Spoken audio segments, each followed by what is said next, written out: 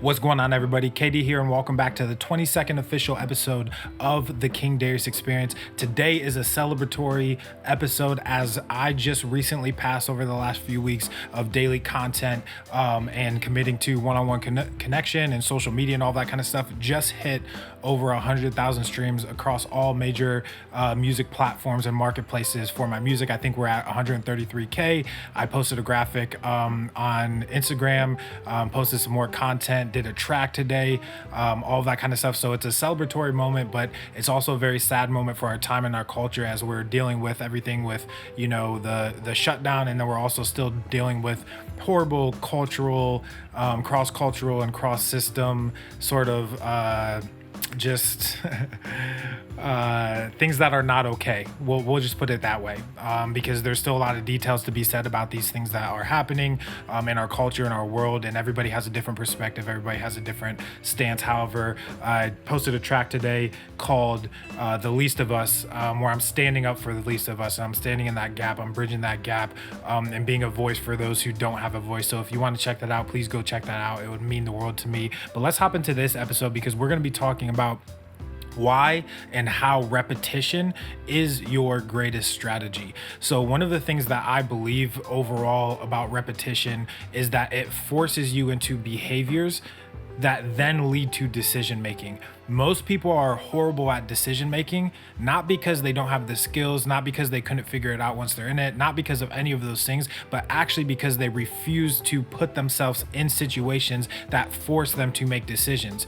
It's leisure that is making us complacent as creators, right? We have just enough to get by. We have just enough to have our material things. We have just enough to keep our relationships intact. We have just enough to, get our bills paid, on time and all of that kind of stuff. However, we are still refusing to make decisions that lead us to the fulfillment and the freedom that we're looking for as a creator, which is creating the things that we love and actually getting rewarded and paid to do so, right?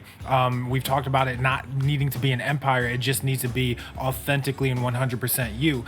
So with that being said, this is why I'm celebrating me, right? And that my first point is I just hit 100K a few weeks ago in tandem with the behavior that I forced myself into, right? I didn't just start by saying, hey, I'm this dope music person, so therefore you should listen to my music because it's top tier. I didn't just say, hey, I'm a marketing expert, listen to everything I'm gonna say. Hey, I'm a media guru, so listen to everything I'm gonna say. I just started doing these things. I just started behaving. I hopped into the game, right? I started working on my brand. My brand was extremely important. Actually, I talked to Dash about this when he was at the house over Christmas break and spending some time with the family. Love that dude with all my heart. Great relationship, great friend, great business associate, all of the above. And overall, a hustler, a go-getter, a man that sticks to his word. He's authentic. He holds you accountable to who you are, the things that you want to do. And he does that for thousands of people across the world as well, inside of Soul Enormous X and that kind of stuff. But he communicated to me at the time that this time you need to make it about you. And for a little bit of extra context, he's known me throughout my entrepreneurial journey and the different ebbs and flows, the ups and downs, the peaks and valleys, all of that kind of stuff. And he said, you are constantly doing things for other people. You're constantly building other people's brands. You're constantly helping people grow their stuff, build their foundation, all that. And you're left unhappy, unfulfilled, unsatisfied. You need to build brand around you. Yes, your media, yes, your marketing, yes, your music, but at the end of the day, you're Derek. You are King Darius, right? And there's a whole history and backstory behind the name and the stage name I use for my music and my media content and that kind of stuff. But we'll get into that into a different episode. So I started building around brand because I knew I was the nucleus of everything I'm going to do. I am the spokesperson. I am the amplifier. I am the evangelist of everything that I do. And with that kick in the butt and that encouragement from Dash, from Soul Enormous, I was able to hyper focus on my brand. And now all of my diverse multimedia inside of what I'm creating is relative or related to my personal brand, which means as stuff grows, as my music takes off, as other platforms take off, as I get attention around music, marketing, media, etc., I am growing my personal brand and becoming known for these things. Now, it's not a fast process. It's not an overnight thing. Obviously, I have a little bit of advantage for me personally because I've been working on this stuff for a decade, right? I've been living in it. I've been in the trenches of it. And those reps have allowed me and have led me to my ability to speak on a diverse set of topics within the umbrella of awakening and empowering creators, right? So by creating brand, by creating cohesion around me, that repetition led to further growth and further traction for what I'm doing. Then also, speaking of Soulnormous and the likes of him and, Cager and Nick and, the people that I roll with and the people I do stuff with and Jeremy and all of these things, like the team that I've surrounded myself with, your network makes you better, right? And they force you into your reps and they hold you accountable to the things that you're saying that you're going to do. And it helps you establish a cadence. You hear me say the word cadence all the time. I'm a drummer by trade. And in drumming, they teach you rudiments, they teach you phrasing, they teach you timing, they teach you music theory and all that kind of stuff. But if you happen to be in, drumline, playing snare drum, quads, quintuplets, bass drum, cymbals, whatever, everybody's done a little bit of band at some point in their life, growing up. But I did it all the way through grade school, high school, was going to do it in college, but hopped right into the business world. But cadence, right? They teach you cadence if you're in marching band.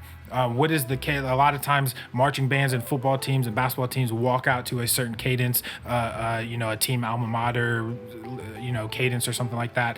But your cadence is what keeps you in your ability to do reps, right? There are so many days where I just don't want to do my stuff. I don't want to do my operations. I don't want to do my communications. I don't want to do all of the things. And then at the end of the day, the stuff that's fun, the content, the media, the music, I don't even want to do that some days, right? But I've developed a cadence that healthily ebbs and flows between those things in a trajectory towards the goals and objectives I have. So that way I never get bored with the things that I'm creating, right? And of course, there's going to be, like we've talked about, the 80-20 rule. 80% of the stuff you're going to like doing, but 20% of the stuff you're just going to have to do to keep your ship afloat and growing and on a trajectory that keeps you and sustains and fortifies your freedom. But your cadence is extremely important, right? Your cadence allows you to go back and forth between things without losing energy, without losing traction, and without dropping the balls in things that you want to see come into fruition. We need to stop following priorities, right? And stop following balance. And we need to start chasing rhythm, and we need to start chasing cadence, because we are dynamic, agile human beings, right? We have new ideas, we have new innovations, we have things that we want to work on. We have things that can't, let alone we don't want to, just sit on a back burner while we do what we're supposed to do or do what we have to do. You have to break out of that mindset if you want to, tap into, let alone, obtain and sustain your freedom as a creator. So the beautiful thing that hitting 100K and all of these things like branding and networking and cadence and the variety of media that I'm posting have led to is what we have deemed as integrated media, right? And it's been so fun to bounce back and forth, all forms of media, all types of media, different variations of media, different platforms and positionings of media. So obviously I've been able to use my music in multiple different, fashions. For example, putting it behind my podcast stuff, Soulnormous uses it on his stuff. Some of my other buddies use it on their stuff. I make it openly public to where you can, purchase it, use it, give me credit, all that kind of stuff. So my media is integrated, right? And then it's available to my clients and partners as well. My media in general is atomized or broken down into multiple pieces of content. So my storehouse at this point, after a month of repetition on the podcast, we're already 21, or this is the 22nd episode. We're 22 episodes deep, but I have well over 150, close to 200 pieces of content from last month alone that is in my May storehouse of content, which I create in an evergreen nature. And evergreen just simply means you're not attaching it to time, you're not attaching it to a trend, something that is going to expire over time. You're talking in a way where it's relevant today, it's relevant tomorrow, and it's relevant in the far out future, right? That's evergreen. Because I create content in an evergreen nature, the storehouse that I'm building can be reused, can be repurposed, can be spliced together for other things, can be repositioned for further context and further value. So it's really fun when you start tapping into integrated media, because you have options, you have variety, you have a diverse selection of what you can do and how you can actually place the content and the communication pieces that you're putting forth. And then you can get real fun with it too. If you follow me on any social media platform, you may have seen dancing gorillas, baby Yoda. I've done memoji stuff, or however you say that. I've done stuff with dragons and unicorns and whatever. I just Sometimes you just have to have fun with it. Break up your cadence a little bit. If you're just boom boom boom boom all the time, systemize, prioritize, optimize, all of these things, you're going to lose your passion. You're going to lose that zeal that you have for the things that you're creating. So I wanted to talk about why I force myself into that, right? The nature of what we were just talking about. But I also want to give you examples of things that I'm forcing myself into, right? So obviously I've forced myself into content lifestyle. Obviously I've forced myself into social marketing. Obviously I've forced myself into developing my platforms and my intake channels. And I'm also experimenting and forcing myself into other areas so I can continue to sharpen my sword and diversify the skills that I have within marketing and media. For example, I'm diving into new platforms like Spotify. And what's so fun is the repetitions that I put in, Google advertising over the last 10 years and Facebook advertising over the last 5 to 8 years have now resulted in my immediate understanding and optimization of a Spotify advertising environment. For example, when I walked into, it was digital. So when I pulled up the Spotify ad environment, I was like, this is like reading a children's book. There's only 4 targeting options, right? There's only 15 to 30 seconds of media, leeway or creative freedom that you have, right? And it's only one form of media, it's audio. I was like, this is so simple to understand. It's like reading a children's book. And it's because I put my repetition in year after year after year to where I understood the hierarchy and infrastructure of how ad environments work, right? So it easily translates into other platforms. And this is the same across social media, right? The only reason I crushed on, Twitter, and I'm crushing on Instagram and all that kind of stuff is because I immediately knew what behaviors led to growth, because I forced myself into those behaviors in years past. So by my ability to force execution and force my ability to practice a thing and get into the trenches of a thing, I now know how to do those in a very accurate, precise way.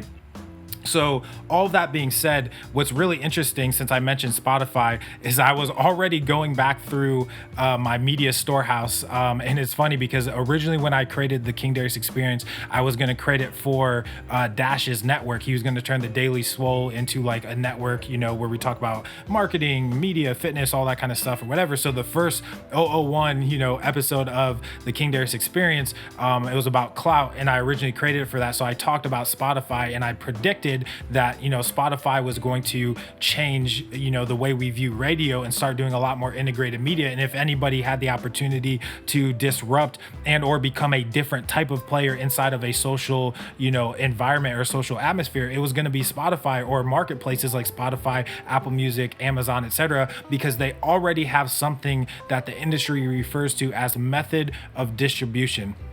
So a lot of people think that they sell their products and services, right? But one of the things that my mentor taught me, I think 5 or 6 years ago, he works at J.M. Smucker, huge Fortune 500 company. I think they're like somewhere between $8 and $12 billion, and they own most things in your kitchen, including Folgers and Dunkin' Donuts and all these things. And now they're into the pet industry and all that kind of stuff. But he was teaching me, when Smucker's was at like $800 million and only making fruit products, that they thought they sold fruit products, right? Why wouldn't you? Uncrustables, jellies, jams, all that kind of stuff, right? That's what we know Smucker's as. Then they started to pay attention to their core drivers, right? The things that actually drive growth and drive, purpose and alignment and calibration to the future traction of the business or the enterprise, in their case. So they went from 800 million to where they are today, 8 to 12 billion. I'd have to look at the actual thing, but at the time they were like, 6 to 8 billion. But they essentially 10x their business by understanding that they don't sell fruit products, they sell experiences, inside of kitchens, and for families to, commune and break bread and all that kind of stuff. And now they do that for pets and et cetera, et cetera. And one of the 9 core drivers is method of distribution. So think about what Airbnb just did with their, creators, or not their creators, their hosts, right? Since they already knew they have distribution and they taught the behavior that you make, a living off of our platform by engaging with it, marketing, positioning yourself the right way, whatever. They already knew they had the minds of those hosts. So just make video, right, content available for you to distribute. Now, I haven't looked into the data and statistics to see if it's taking off at all. But the same thing with Spotify. You already have the ability to put video behind your content. You already have the ability to merge, from the lowest quality and the lowest common denominator of podcast creator to the highest quality, highest production version of a content creator or a podcast creator, all in one platform. So you can astronomically change how we view radio, how we experience entertainment, in literally all forms of media through one app. They could be one of the largest powerhouse social media, multimedia platforms that we've ever seen. And I think it could take them, potentially 1 to 3 years to really sort of raise some eyebrows and be like, wow, Spotify's playing a game that we didn't even know we should be playing, right? And I think that other people will catch on really quick. So pay attention to your core drivers, right, is the whole point of what I'm trying to say. And as I was looking back through all of that storehouse of content, I have 3 videos where I predicted where Spotify was going. And I have DMs where I was telling people that were asking, what podcast platforms they should use and all that kind of stuff. I was telling them to go with Spotify for reasons like, they just recently acquired Anchor, within the last year. They're making moves in regards to how they're, positioning creators from artists to podcasters, et cetera, et cetera. They're diversifying and maturing their ad platform, which anytime a business unlocks their ability to drive massive revenue, where do you think they're going to put that revenue back into? The further sophistication and experience of their platform, both on the paid and organic side. And they already have the behavior of creators publishing to their platform for that sole purpose. So the vulnerability of a lot of these big tech companies, or rather these big social platforms, is you have not controlled the behavior of the creators coming into your platform, because you couldn't, right? So they have massive attention, right, of people who are, like we said in last episode, are an inch deep and a mile wide. Creators who create once a month or, once every other week, or don't, attach themselves to some type of pulse or cadence to their releases and their drops. The difference with Spotify is you already have podcasters, musicians, et cetera, who are used to, I have to get my music out there, and Spotify is just one of them. So they already have that behavioral mechanism inside of their creators. All they have to do is add the features, and boom, you are a player because you have method of distribution. So I wanted to be able to say that because it's not rocket science. It's not magic like we've talked about. It's literally your ability to watch, observe, and execute against behavior of platforms, behavior of your audiences, behavior of yourself, and become hyper aware of those things so you can make the best possible decisions for your business and the things that you're creating. Hopefully that was helpful to you guys, and I will see you in episode 23 of the King Darius Experience. Peace. I cry for the least of us. I grind for the least of us. I rise for the least of us. I would die for the least of us. They just worry about their own plans. They not ready for the king stance. I would die for the least of us. Won't compromise for the least of us. The least of us. They making cuss, but we bleed enough. They take a trust, won't release a cuss. Police a bus, yeah, we need some love. They give us drugs, but we feeding enough. They take a guns, but release the slugs.